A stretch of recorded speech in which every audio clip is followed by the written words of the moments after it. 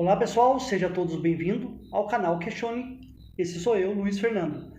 E hoje eu vou apresentar para vocês alguns versículos que não são lidos dentro da sua igreja, que o seu pastor nunca te lê e nunca te explica. Então eu vou tentar fazer o mais breve possível e te mostrar as incoerências dentro da sua Bíblia. Fique até o final.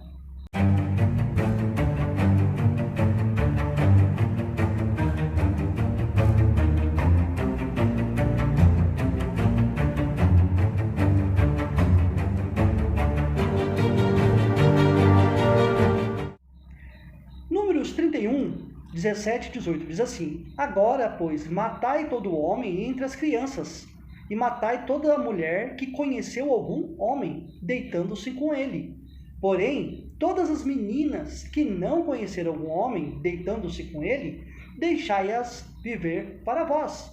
Como pode Deus dar uma ordenança para o teu servo, para entrar num lugar, numa cidade, e matar homens, as mulheres que não são virgens, e os meninos até de peito, mas separar as menininhas que não conheceram nenhum homem, as meninas virgens, e que era para viver para eles, para os soldados. Para quê? Prostituir. Então, meus queridos, este é um dos versículos, e fica até o final que você vai se surpreender. Gênesis 19, 35 e 36. E deram de beber vinho a seu pai também naquela noite. E levantou-se a menor e deitou-se com ele, com o pai. E não sentiu ele quando ela se deitou, nem quando se levantou. E conceberam as duas filhas de Ló, de seu pai. Conceberam o quê? Tiveram filhos. Agora, é impossível humanamente a pessoa fazer sexo sem saber quem que é que está ali. Como que o pai pode ter relação sexual com as suas filhas e não saber que eram as suas filhas? Isso aí é impossível de acontecer. Porque se ele não lembra, ele estava em coma alcoólico. Então, ele estava apagado. Ele estava totalmente inconsciente. E como que ele ia ter condições de ter a ereção, ter a vontade de fazer?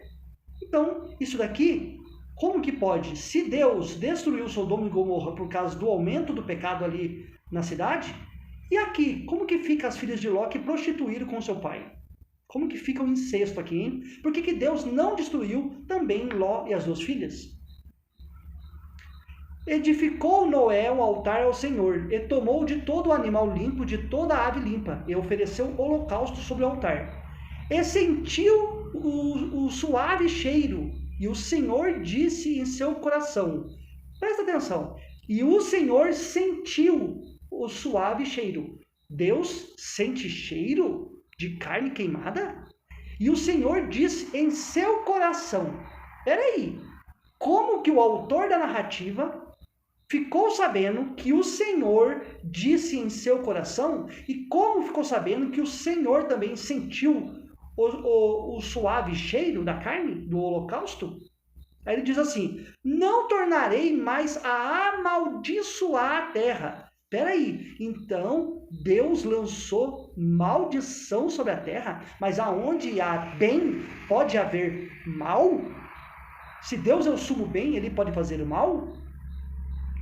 Porque a imaginação do coração do homem é má, desde a sua meninice. E não tornarei mais a ferir a todo vivente, como fiz. Ó, nem tornarei. Puxar aqui para vocês verem. Como fiz. Ele assume no final ainda, que ele que fez mal para o homem na terra. E viveu Noé, depois do dilúvio, 350 anos. E foram todos os dias de Noé 950 anos e morreu. Meus queridos, a ciência não era nem avançada na época, não tinha vacina, não tinha nada, sempre existiu doenças, sempre existiu vírus, bactérias.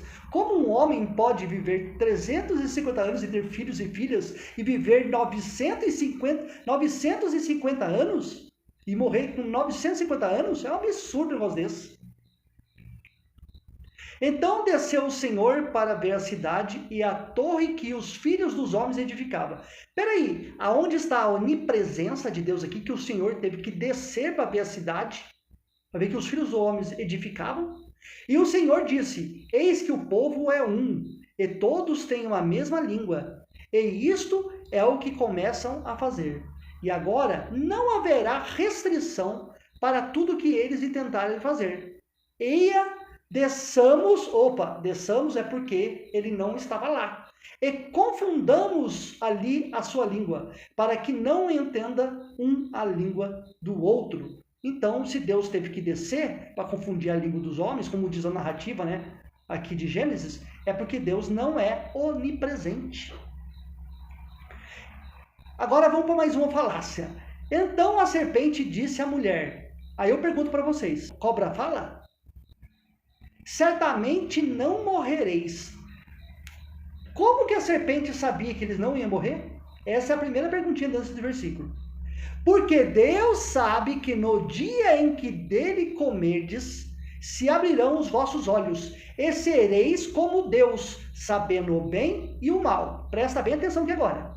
Porque Deus sabe, primeira pergunta, como que a cobra sabia que Deus sabe que no dia que comeres da fruta, abrirão os vossos olhos? Como que a cobra sabia?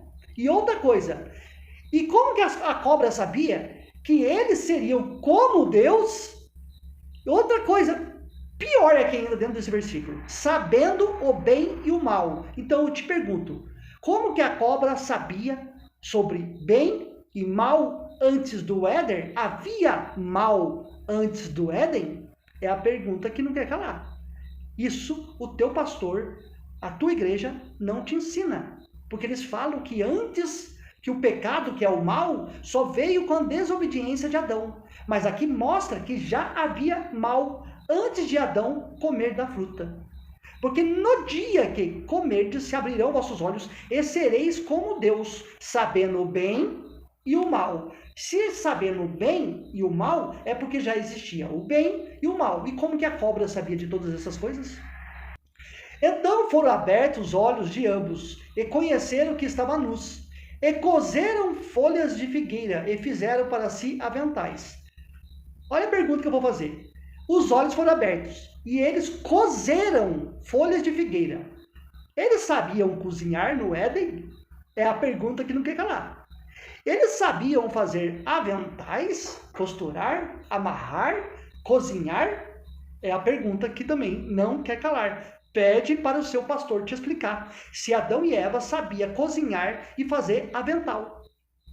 Então o Senhor Deus disse à serpente, porquanto fizeste isto, maldita serás mais que toda a fera, e mais que todos os animais do campo. Sobre o teu ventre andarás, e pó comerás todos os dias da tua vida. Pergunta que não quer calar. Aonde aqui no texto Deus falou que a cobra nunca mais ia falar? É a pergunta. E as cobras falam até hoje? Porque se a cobra ali falava, outras cobras também têm que falar. É descendência. E havendo lançado fora o homem, pôs querubins ao oriente do jardim do Éden, e uma espada inflamada que andava ao redor, para guardar o caminho da árvore da vida.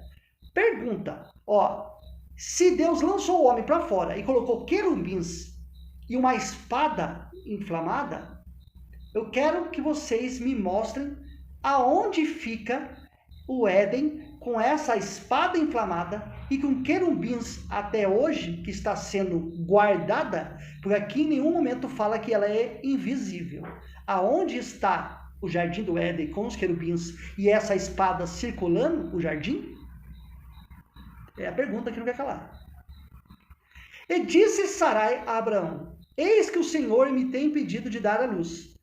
Toma, pois, a minha serva, porventura terei filhos dela. E ouviu Abraão a voz de Sarai.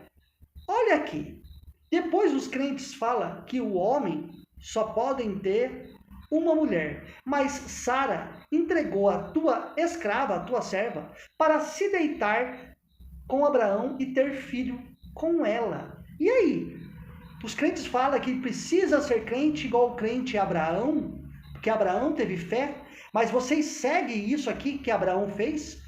Faz filho em outra mulher? A sua mulher aceitaria você deitar com outra mulher para ter filho, para continuar a descendência? Vamos supor que a sua esposa não pode ter filhos.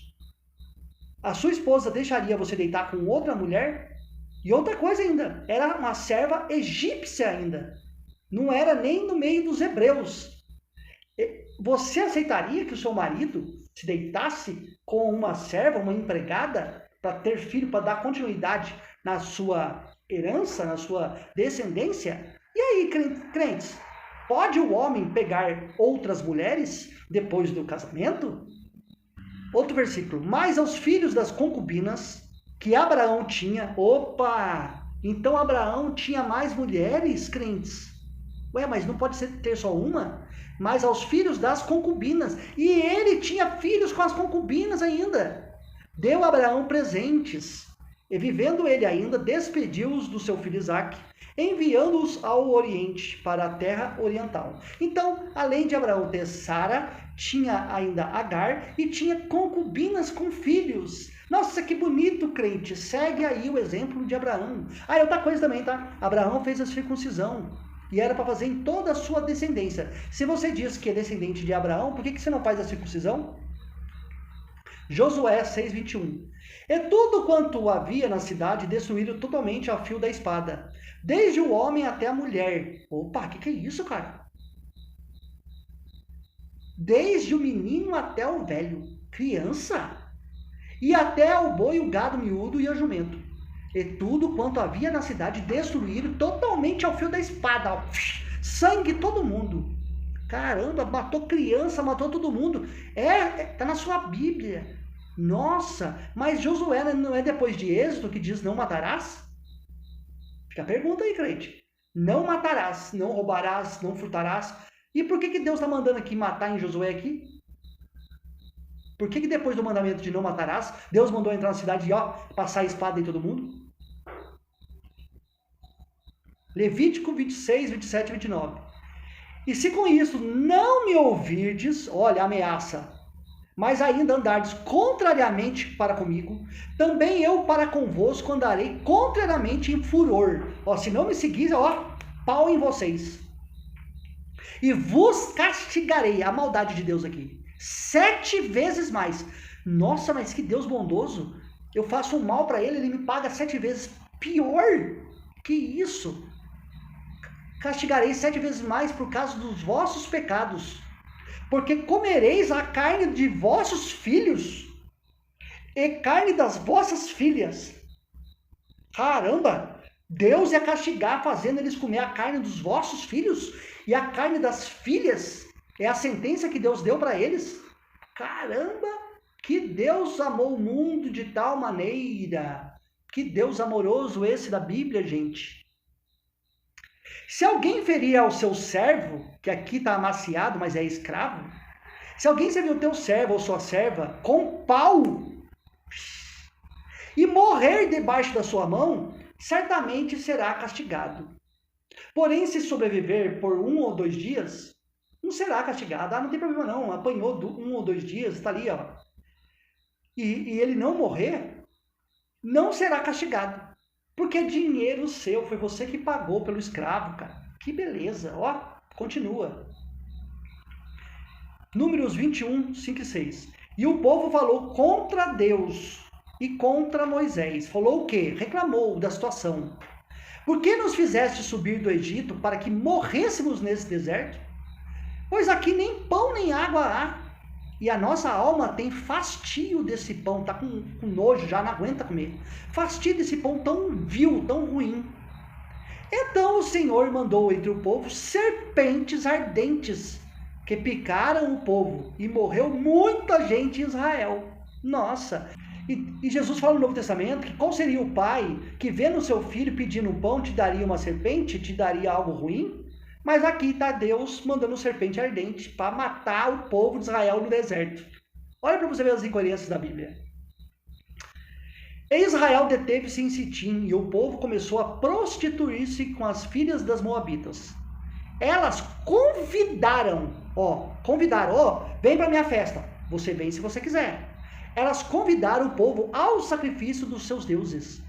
E o povo comeu e inclinou-se aos seus deuses. Então o povo de Israel quis. Quem convidou não tinha nada a ver, eles já estavam nas festinhas deles. Então o povo de Israel quis. Juntando-se, pois, Israel a Baal-peor, a ira do Senhor se acendeu contra Israel. Disse o Senhor a Moisés: toma todos os cabeças do povo e enforca-os ao Senhor diante do sol. Ó amor poderoso de Deus! E o ardor da ira do Senhor se retirará de Israel. Quer dizer, depois que matar esses vagabundos aí que se misturaram com os outros deuses, depois que matarem, enforcarem esses vagabundos que adoraram outros deuses, aí a minha ira vai passar. Enquanto isso, mata eles lá, enforca tudo, porque o meu amor é grande pelo povo. Então, meus queridos, eu espero que você, não vou falar que você tenha gostado, porque é tanta coisa ruim que eu li aqui, mas eu peço para você um favor, compartilhe com um amigo crente, com algum grupo de cristão, e mostra para ele que essa Bíblia que ele lê, que ele fala que é a palavra de Deus, não é a coisa mais bonita, não é a coisa mais adorável de ler e idolatrar como palavra de Deus.